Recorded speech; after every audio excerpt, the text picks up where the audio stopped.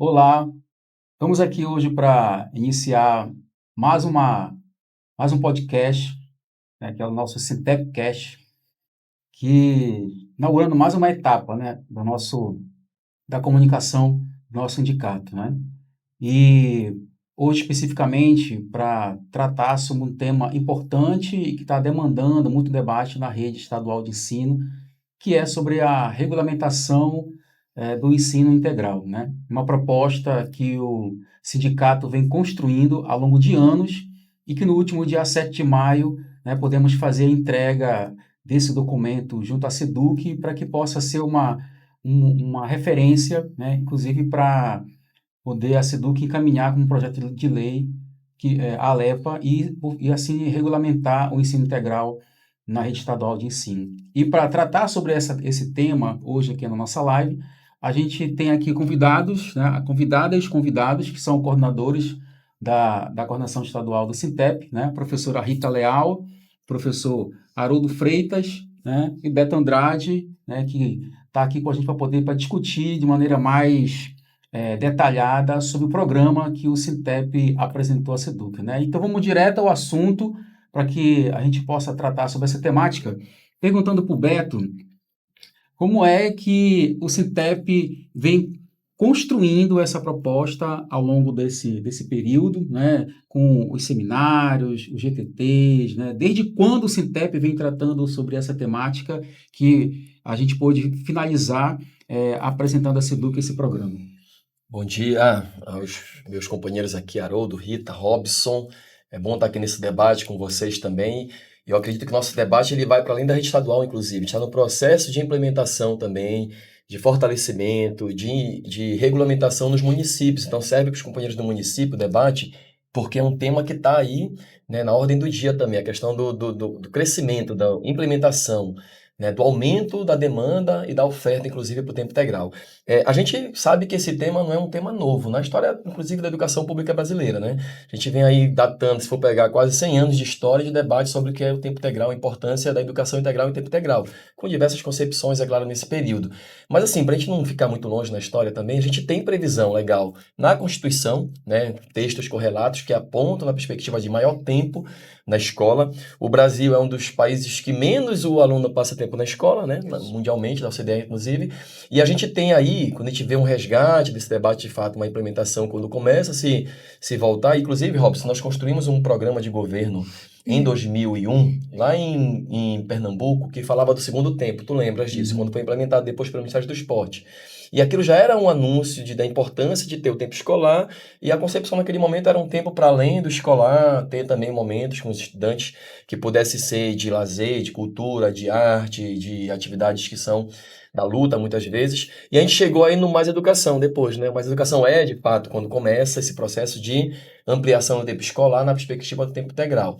Bem, esse debate se consolida e a gente intensificou muito quando a gente construiu o Plano Nacional de Educação anterior. Em 2014, quando a gente conseguiu aprovar, Rita, esse plano, nas metas estavam estabelecidas, inclusive, qual era o crescimento, que estava previsto que 50% das escolas chegariam ao tempo integral, 25% dos estudantes deveriam ser de tempo integral, e a gente ficou muito aquém disso, lógico. Depois veio o golpe, veio uma série de ataques à educação, veio a reforma do ensino médio que impacta muito fortemente a questão do currículo também no tempo integral, porque é a questão curricular, e a gente foi ter uma retomada desse debate já agora a partir de 2022, 2023 para frente, quando a gente vivencia de fato a retomada do programa Tempo Integral. Então, primeiro assim, a gente tem um debate agora, mais recente, mas esse debate não é de hoje. Inclusive, quando o Pará começou a implementação, lá em 2016, 2017, a gente fazia o debate, as nossas preocupações, os impactos que eram daquela escola naquele momento, o que ela oferecia enquanto política de tempo integral, e a gente entende numa concepção, só para ser bem sintético nesse ponto, mas que é importante, é que a gente fala de tempo integral, na permanência, do aumento do tempo do estudante na escola, mas a gente fala de educação integral.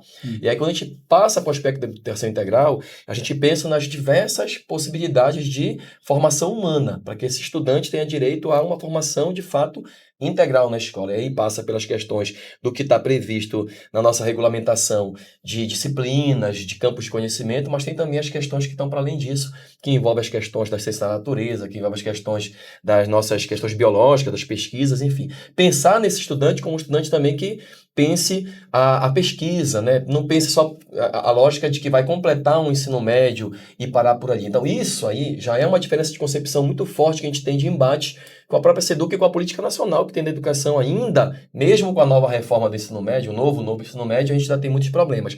E aí, só para não perder essa deixa, a gente tem aí no Tempo Integral do Pará, por exemplo, um copia e cola do que é a matriz curricular, praticamente. Infelizmente, a gente não tem uma matriz curricular de fato pensada, a não ser as escolas que se estruturam, fazem um debate, tentam ir além, constroem seus projetos, numa perspectiva de fato tempo integral. O que a gente tem na matriz curricular do Estado? A matriz curricular do regular, que ela é mais ou menos expandida, ampliada para o tempo integral e ainda assim com muitas limitações, né? Com muitas limitações no campo por exemplo, das ciências sociais, no campo das humanas, que a gente poderia ter muito mais o debate, a formação humana, e a gente tem muito essa perspectiva do tempo voltado para a questão do treinamento, do aprendizado, e a gente combate muito isso porque a gente quer que um estudante ele aprenda, mas que ele compreenda, que ele identifique a sua realidade e que ele possa interferir na sua realidade. Talvez seja essa a grande diferença, né, da nossa proposição com a da SEDUC, porque embora nos termos escritos estão ali dizendo que querem um estudante para emancipação, para ter protagonismo, mas na prática é muito voltado para aquilo que é o imediato e aquilo que é para submeter a índices, submeter às provas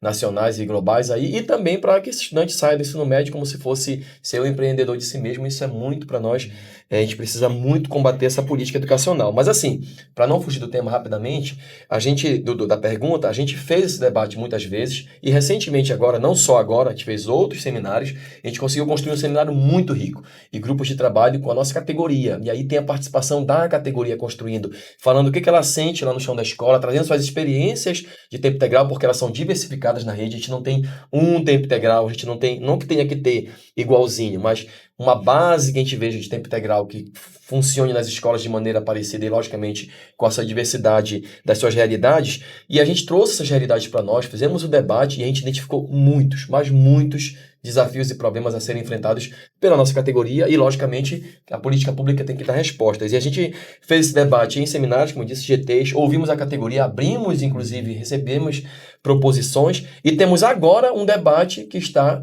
que foi finalizado e que foi a proposta de regulamentação, que a gente vai entrar um pouquinho nisso também, creio, nesse debate aqui, porque a regulamentação feita do tempo integral pelo governo, ela está muito longe daquilo que a gente defende. A gente construiu uma regulamentação para encaminhar a LEPA, tem prazo também isso, até o final de junho agora, para poder ser encaminhado, e a gente quer avançar na política educacional, a gente quer que o governo recepcione aquilo que é a fala, que são as vozes, que são os sentimentos, que são as necessidades de fato de quem constrói lá na ponta a educação integral em tempo integral, que nós queremos que seja educação integral em tempo integral. Então tem muitos desafios que a gente vai, claro, dialogando sobre esses desafios daqui para frente. Correto. E assim, essa proposta que foi construída com a base, né, e apresentada à SEDUC dia 7, como uma proposta para ser a referência, né, de uma política de Estado. Então, como é que tu vê a importância que esse documento seja, né, a referência para que o governo possa apresentar a LEPA e isso se torne uma proposta perene, né, na rede estadual de ensino?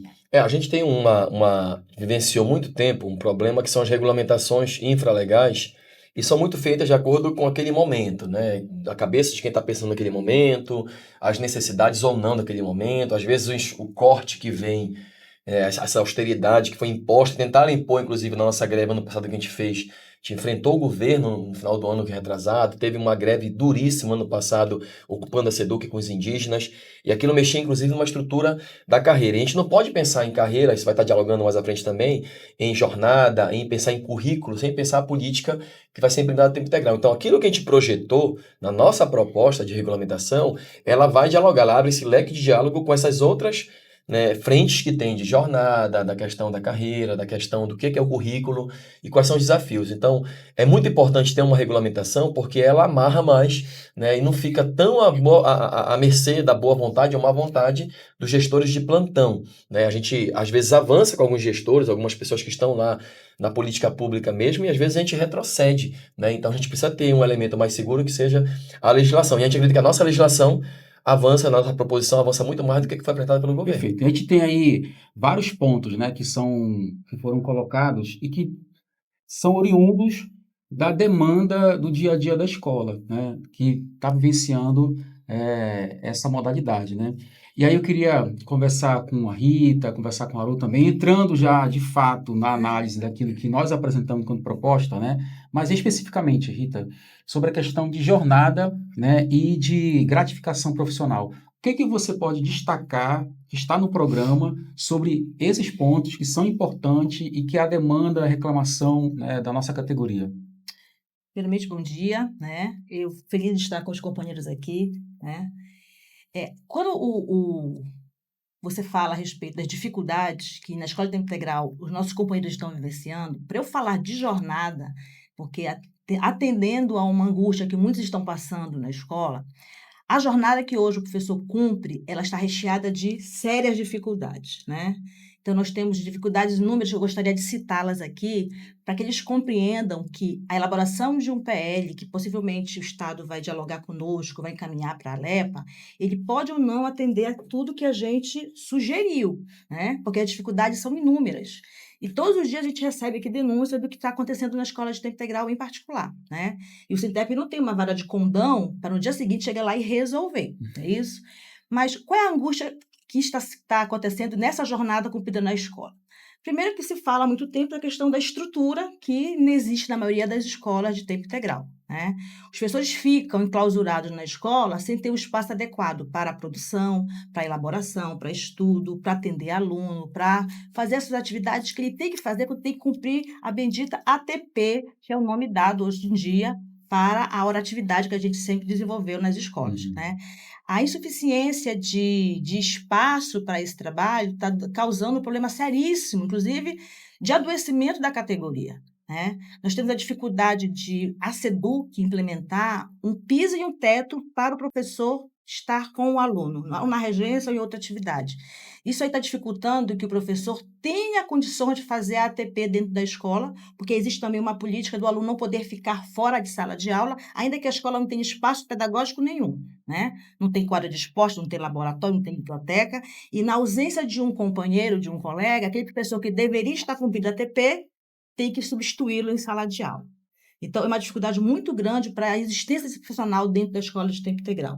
Nós temos aqui o quantitativo de alunos por turma, que é um quantitativo muito grande, que para formar turma é problemático. Todo final de ano, a companheirada não sabe se vai ter turma para ele atuar, porque o quantitativo é muito grande, de uma média de 35, 40 ou 45 alunos.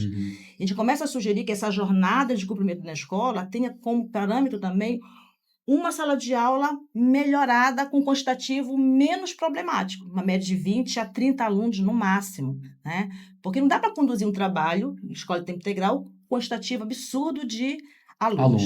O intervalo dos alunos e do professor, 15 minutos. É uma coisa assim absurda, porque tem escola com mais de 10 turmas, onde 15 minutos o aluno tem que fazer a interação, tem que fazer o seu lanche, tem que fazer a higienização e retornar para a escola, para a sala de aula, perdão. Se o professor der atenção para algum aluno no momento do intervalo, o professor não tem intervalo, são só 15 minutos.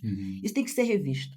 Uma hora para almoço... O que a gente apresenta no documento que contrapõe a essa questão? Quando eu proponho aqui nesse momento listar essas problemáticas, é para já adiantar para a companheirada que o documento, ele propriamente, não consegue trazer resposta para todas essas dificuldades. Mas a gente coloca condições para que, se o Estado entenda que organizar a escola de tempo integral é para o aluno poder ficar às 7 horas ou às 9 horas com qualidade, e que a escola de tempo integral é para o aluno, que se respeite a jornada do professor, ele cumprindo tudo o que cabe a ele, mas podendo também ser tratado com a humanidade que é necessária. Porque até para cobrar algo para o professor, Robson, tem que dar qualidade e condições ao professor. Os professores estão ficando na escola por um tempo muito grande, estão adoecendo, estão saindo muito da escola para tratamento de saúde. Então, o que a gente está falando aqui? Que o documento qual é proposto, é dito no capítulo que fala da organização, da estrutura organizacional, que a escola de tempo integral tem que ser pensada para o aluno. E o professor tenha condições de trabalho e tenha o seu tempo de ATP respeitado, para ele também poder viver para além da escola de tempo integral. Vivemos uma época em defesa da redução da escala de trabalho, não é isso? Nós estamos aqui combatendo a 6x1. E o professor da escola de tempo integral? Dizer que ele está recebendo para ficar na sala de aula, o Estado precisa entender que não é assim que a educação vai melhorar se essa conduta continuar. Tem seríssimos problemas na escola de tempo integral que está acontecendo aí, e quando a gente propõe a regulamentação, primeira solicitação que a gente faz é que o Estado seja sensível em dialogar, porque tudo isso que a gente está propondo, que não está aqui no PL ou na proposta, tem que estar na instrução normativa. O tempo de intervalo melhorado, o tempo para o almoço melhorado, dar melhores condições para os alunos e professores ficarem, de fato, com qualidade na escola de tempo integral. Então, uma coisa é você, professor, conhecer a proposta que o sindicato, juntamente com os outros companheiros, elaboraram para defender e até acrescentar algo que realmente for razoável, porque tudo que foi proposto no documento está pautado em marcos legais. Ninguém está inventando aqui a roda ou inventando algo para beneficiar a categoria. É para garantir direitos. Então, a proposta do Estado que chegou até nós, ela é minúscula. 15 artigos, não havia uma organização, não falava de direitos do professor. E nós fizemos uma proposta com 31 artigos, onde tem os capítulos e as seções. Certo. Né? E sobre as gratificações? Aí, eu quero falar, em relação à jornada de trabalho, ainda tem isso, né? Nós temos uma dificuldade grande em relação à ATP, que está todo mundo cobrando. O direito adquirido para 2026 foi pautado no diálogo junto à Secretaria de Educação, onde nós fomos para o convencimento e foi adquirido o direito de 5 horas de ATP dentro da escola. Né? Então, isso não está nesse documento que a gente apresentou, mas precisa estar na instrução normativa para o ano que vem, para não ter o mesmo problema que houve agora, está acontecendo ainda em 2026. A proposta do governo em relação à valorização, que a gente considera a valorização também a questão do recebimento, né? A proposta do governo, ela traz, infelizmente, a mesma proposta que já estava registrada lá na 10.820, Beto. Lutou-se tanto para derrubar a 10.820, e quando o governo apresenta uma proposta de valorização, ele coloca o quê? Que o professor na escola de tempo integral de 9 horas ganha R$ 2.000, na de 7 horas, R$ 1.000. Quer dizer, ele não aceita, não propõe que a gratificação, que é a proposta da categoria e do Sindep também, que não seja nominal, que seja percentual. Está escrito em um capítulo sobre valorização dos professores que seja uma gratificação com percentual de 70%, que incida sobre todos os ganhos do professor, inclusive vá para a aposentadoria. Isso o governo não garante. Inclusive, hoje eles têm uma análise de que essas suplementares que a categoria está ganhando, escola de 9 horas, 84 horas, e a de 7 horas, 60, se o professor, de repente, precisar se ausentar ou para tratamento de saúde, ou para se especializar, fazer mestrado, doutorado, ou até mesmo adoecer, ele perde imediatamente, porque ele deixa de estar em sala de aula. Que garantia a gente vai ter para o profissional que está se dedicando a uma escola de tempo integral, se ele se afastar por alguma razão, ele não ganha nada, inclusive na aposentadoria. Acaba sendo a mesma lógica da aula suplementar, né? Exatamente. Isso é bem... Então, quer dizer que esse 70% pela proposta que a gente apresentou é independente se ele está em escola de 9 horas ou 7 horas. Exatamente. Perfeito. Né? Sobre essa polêmica atividade de trabalho pedagógico, né? ATP, aí quero dialogar com o professor Haroldo, né? Como é que a nossa proposta trata essa questão da ATP? Que é uma polêmica, né? Escola de 9 horas, né? Recentemente o governo apresenta um memorando garantindo essas 5 horas, né? Apesar de que em fevereiro deste ano, né, saiu no Diário Oficial uma regulamentação garantindo também esse tempo de 5 horas para a escola de 7 horas, né, que o professor possa cumprir essas 5 horas fora da escola, né? Mas o governo até hoje não lança uma regulamentação aos moldes que fez das escolas de 9 horas, ou seja, um memorando. Sim. Como é que nossa proposta está tratando especificamente essa questão da ATP? Primeiramente, bom dia, Rita, bom dia, Beto, bom dia, Robson. Assim, eu queria só resgatar um ponto importante que a Rita falou aqui, que a nossa proposição ela está ancorada em vários marcos legais, né? Primeiro porque existe uma lei federal que hoje cria uma política de escola de tempo integral e educação integral. Né? Então, existe uma lei federal, existem as normas do próprio MEC. O Conselho Nacional de Educação já tem diretrizes nesse sentido. Então, é o seguinte, a nossa proposição ela está ancorada nesses aspectos, diferentemente daquilo que a gente percebeu na proposta do governo. Eu diria o seguinte, que é uma proposta muito acanhada, né? Para os antigos, acanhada é uma coisa muito pobre, nesse sentido. Então, a nossa proposição, ela busca, na verdade, criar uma regulamentação que seja perene. O Beto já falou sobre isso, né? Nós não podemos ficar presos no humor de quem está no plantão do governo. Dependendo se o sujeito é mais ou menos progressista, as coisas avançam ou elas retrocedem. E nós vimos, o Beto falou agora recentemente do nosso problema, e a Rita falou da 10.820, né? Que aquilo ali era uma destruição da nossa carreira. Então, a nossa proposição vai exatamente no sentido de que é necessário valorizar a categoria. E nós temos um capítulo, né, diferentemente da proposta do governo, nós estamos apresentando um capítulo de valorização, né? E nessa valorização ela está ancorada exatamente naquilo que hoje está, inclusive, em voga, tanto no Supremo Tribunal Federal quanto no Congresso Nacional, que é a definição sobre piso. Mas o piso ela não é só uma questão isolada. A lei federal ela versa sobre o piso, mas está vinculado a 2/3 da atividade em sala de aula, mais 1/3 de hora de atividade. Então, é exatamente isso. Nós queremos que, a partir deste momento, a partir de que seja regulamentado a escola de tempo integral, e, obviamente, que isso se estende para outras modalidades, mas que seja respeitada a lei do piso nacional. Né? Porque se você define 2/3 e 1/3, isso, na verdade, eu vou usar um termo meio juridiquês aqui, você tem segurança jurídica, né, para evitar exatamente esse humor aí, ou 5 horas de ATP, ou 4 horas, né? Então, nós buscamos, então, estudar a lei federal e ancorar a nossa proposição desta minuta que já foi apresentada para o governo, nesse sentido de que a categoria possa ter a segurança e a valorização necessária, né? Então, nós buscamos a lei federal para dizer o seguinte, que é possível, né, tirar esse espectro aí dessa insegurança que todos os anos nós temos,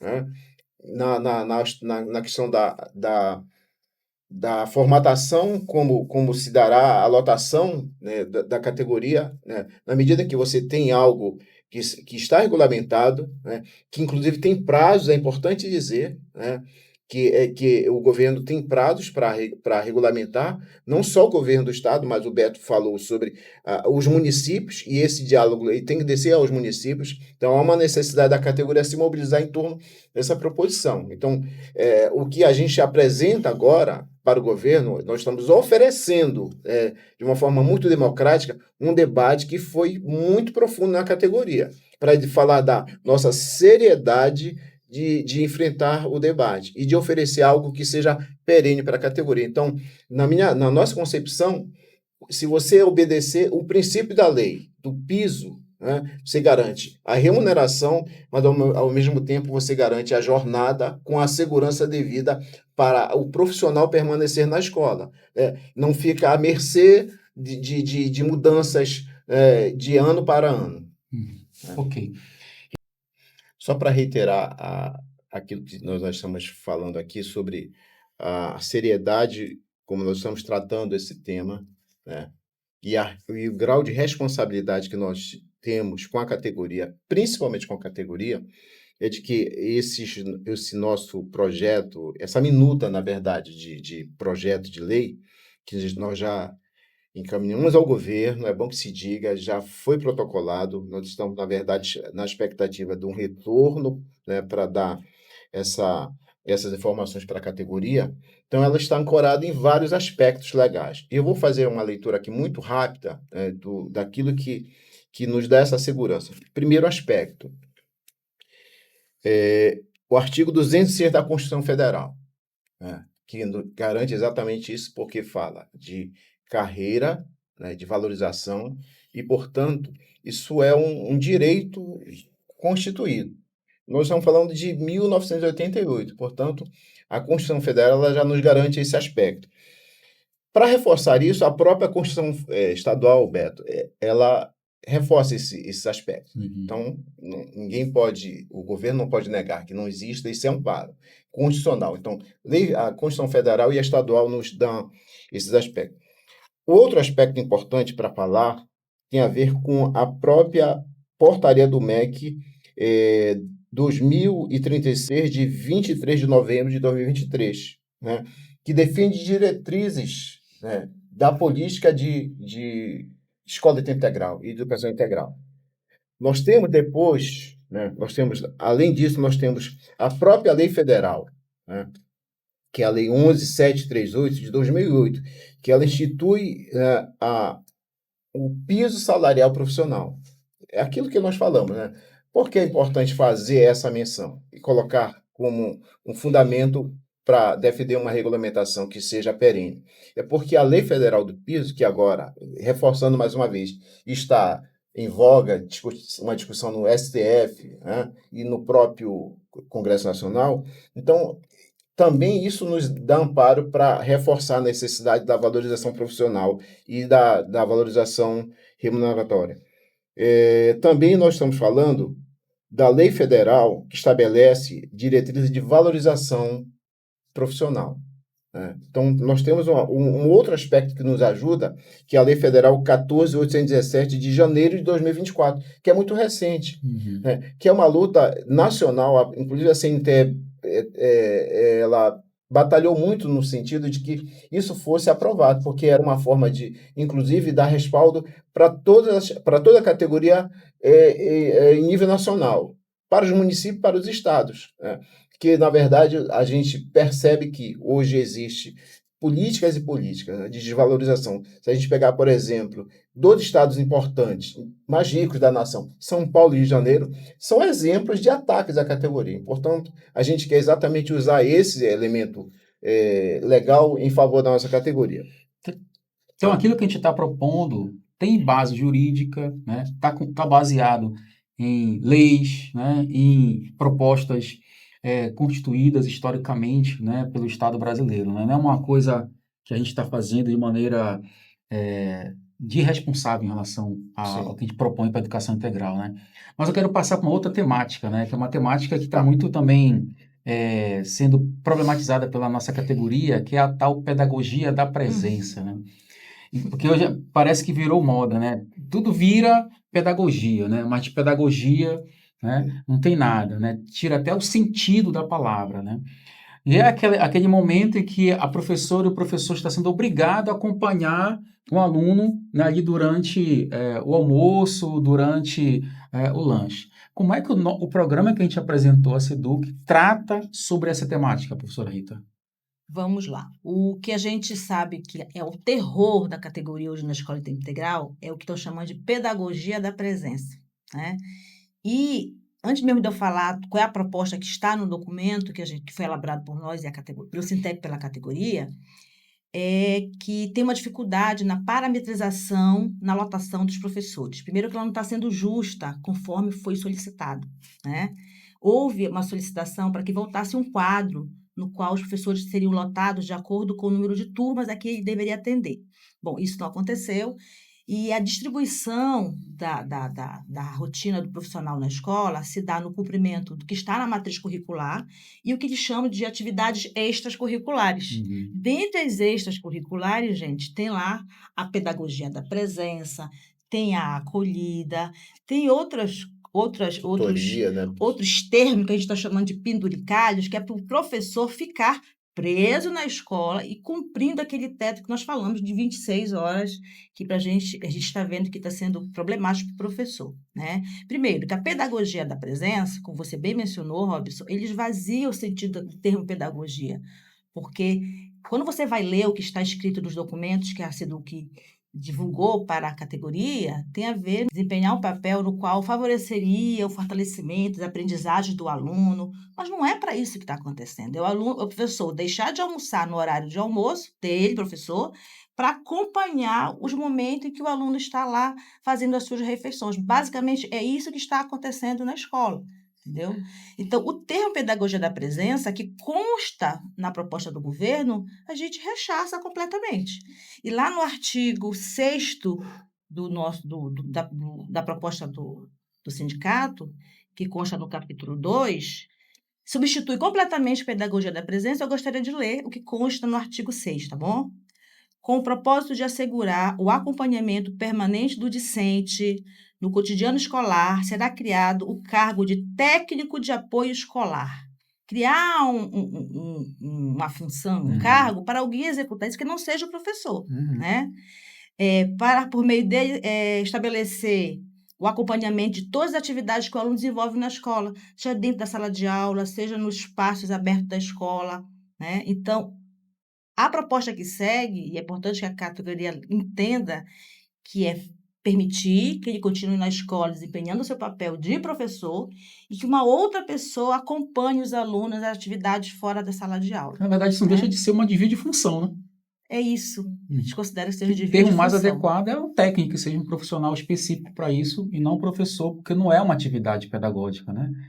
A pedagogia da presença, ela é entendida de maneira equivocada, né? E a maneira como está posta no documento que de fato é a mais adequada, né? Um técnico que possa Eu queria ter. colocar um elemento, inclusive, Robson, Beto e Rita, essa proposição de ter um profissional para fazer essa atividade, cumprir essa atividade na escola, na verdade, também não é do nada. O próprio Estado, né, ele está oferecendo via SecTed a formação desses profissionais, entendeu? Então, a própria SecTed, eu consegui essa informação no Conselho, então já existe uma política no próprio Estado da formação desses profissionais, né, porque é uma demanda necessária, né? Então, tanto para diversas redes, tanto a rede particular quanto a rede públicas, precisam desses profissionais. Então, seria uma forma de evitar esse desvio de função, né? De um professor ter que, além da atividade dele propriamente dita, né, ele ter que cumprir outras atividades. Então, Perfeito. por isso que a nossa proposição ela está ancorada nesse aspecto. É bom também deixar aqui bem destacado o termo acolhida. A categoria tem reclamado bastante ao fato de estarem esvaziando também o sentido da palavra acolhida. Eu entendo como acolhida, você está disponível a ouvir o aluno, orientá-lo, né? Para isso tem a tutoria para fazer um trabalho muito semelhante a esse acompanhamento pedagógico.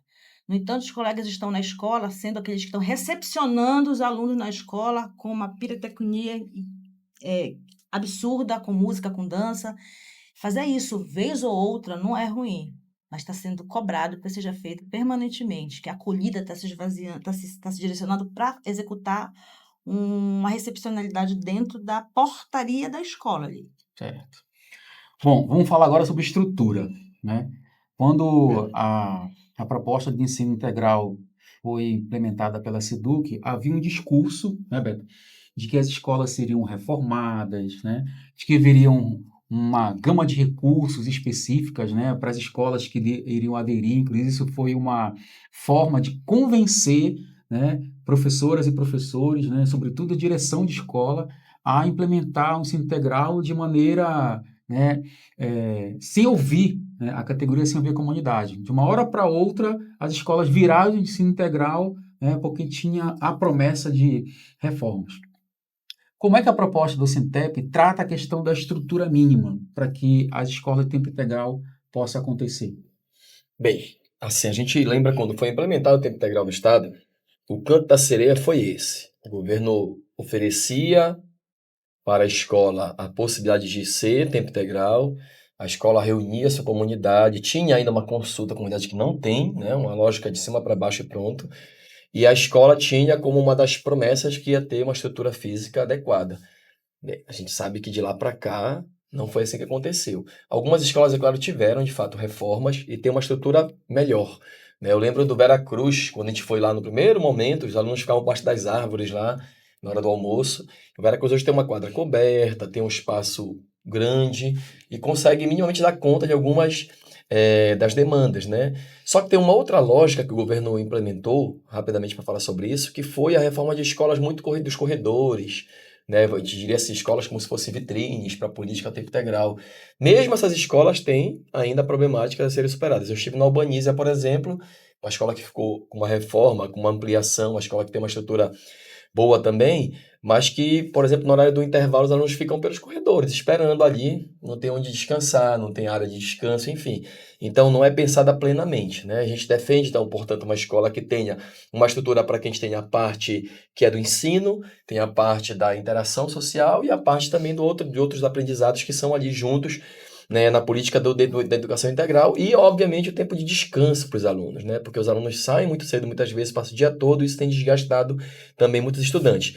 Na estrutura física das escolas, a gente tem cobrado muito que tenha os ambientes, como a gente fala, né? A gente, na nossa proposta, colocou aí que tem que ter biblioteca, tem muitas escolas que não tem, que a gente tem que ter auditório, que a gente tem que ter cozinha ampla, as salas arejadas também amplas, que tenham uma dimensão, 40 metros quadrados, mas a gente fala salas que sejam adequadas, porque dependendo do número de alunos, até pela regulamentação, salas têm que ser maiores, dependendo da situação, ou podem ser ajustadas de acordo com a realidade de cada local.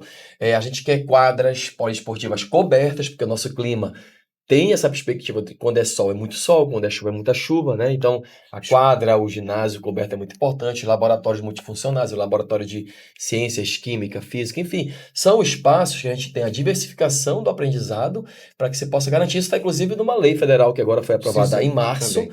que não é para o tempo integral, em tese seria para as escolas educação. públicas brasileiras, e a gente tem que falar disso dialogando sobre o financiamento dessa política, mas que fala sobre esses espaços para que a educação se realize, né? A Lei 15.360, de 25 a 26 de março deste ano, uma lei federal que estabelece o mínimo de estruturas, né? Que para nós seria o ideal, na verdade, nesse momento, ter esses espaços adequados para realidades da tempo integral. Isso a gente coloca, a gente traz essa realidade para o nosso documento também, para que se possa pensar a implementação da escola tempo integral com a estrutura. Por que acontece hoje, Robson, né? Algumas escolas foram reformadas, o Estado ele tem uma política de financiamento, que a gente vai falar daqui a pouquinho, também um pouco sobre isso, mas assim, foram reformadas, algumas adequadas, mas muitas foram apenas melhoradas a sua estrutura para poder receber o tempo integral. Tipo assim, era aquela famosa guaribada. E teve aquelas que nem sequer a tal guaribada Sim. chegou.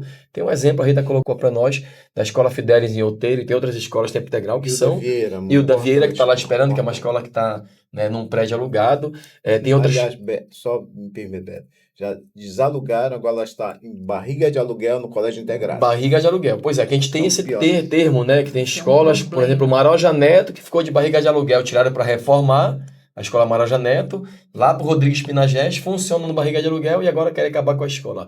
E o da Vieira, que saiu há muito tempo para uma escola alugada para reformar, tá lá esperando a reforma e não acontece. A gente está pressionando para que aconteça o resgate da escola, enfim. Então, esses espaços escolares têm que ser pensados de fato para que o estudante tenha direito a vivenciar as suas práticas, a descansar, o trabalho da educação tenha direito a desenvolver sua atividade sem ter que estar o tempo todo fazendo adaptação, sem ter que estar, né, fazendo a famosa gambiarra muitas vezes para poder dar conta de uma aula e para que não fique uma educação integral, de tempo integral, o tempo integral, o aluno em sala de aula o tempo todo, porque isso estoura cognitivamente qualquer um, né? Por isso que teve muita evasão, inclusive, nesse período. A alimentação é importante, o descanso é importante, as interações são importantes e as variações, porque a tempo integral a gente tem que também, lá na concepção, voltar. Não é ter o horário legal, o horário enjoado de manhã, que são as aulas, o horário legal à tarde, que são as atividades.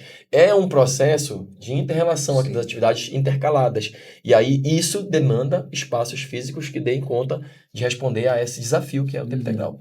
É muito grande. Mas para falar disso, tem que falar de financiamento. Sim. Né? Qual é a origem do financiamento que vem específico para as escolas de tempo integral, né? E como é que elas estão sendo aplicadas hoje na rede estadual de ensino?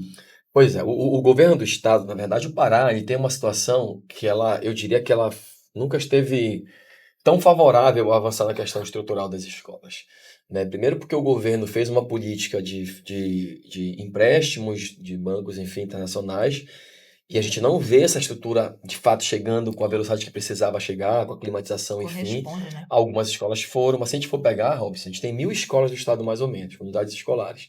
A gente teve nesses últimos 7 anos para cá, né, 8 anos quase aí, vamos pegar só a gestão Helder para cá, né, que está agora a governadora Hanna, a gente teve chega a 200 reformas de escolas, ou seja, nem 20% da rede foi de fato reformada. É muito pouco para um estado, para o tamanho que tem, os problemas que tem na estrutura física das escolas estaduais. E a gente está falando aí de precatórios do Fundef, que o governo recebeu há 2 anos, já recebe há 2 anos, né, quase 1 bilhão de juros, é dinheiro pra caramba. A gente fala da política de financiamento tempo integral. Como é que funciona? As escolas se habilitam, né, nos municípios e no estado, se habilitam junto ao governo federal, num período que abre de habilitação junto ao MEC. Lá, geralmente, por setembro para outubro, essa habilitação acontece. As escolas informam qual é o número de estudantes que eles vão ampliar na rede de matrículas em tempo integral e recebe o recurso para isso. Vamos dizer que o Estado, por exemplo, recebeu de 2024 para 2025 200 milhões de reais. A gente não pegou ainda desse ano, mas 200 milhões de reais. E esses recursos foram com uma projeção de crescimento de estudantes. Quando chega em abril, é feito o ajuste de contas. O Estado conseguiu alcançar o número de estudantes que tinha planejado? Ok, fica como está. Foi a mais, recebe uma complementação. Foi a menos, tem que devolver recursos. Na história que eu vejo, assim, dos municípios do Estado, nunca teve devolução de recursos, sempre teve para o nível a mais. E esse recurso tem que ser direcionado para custeio e capital, que é justamente isso, para pensar na estrutura e nos insumos necessários para a escola se realizar.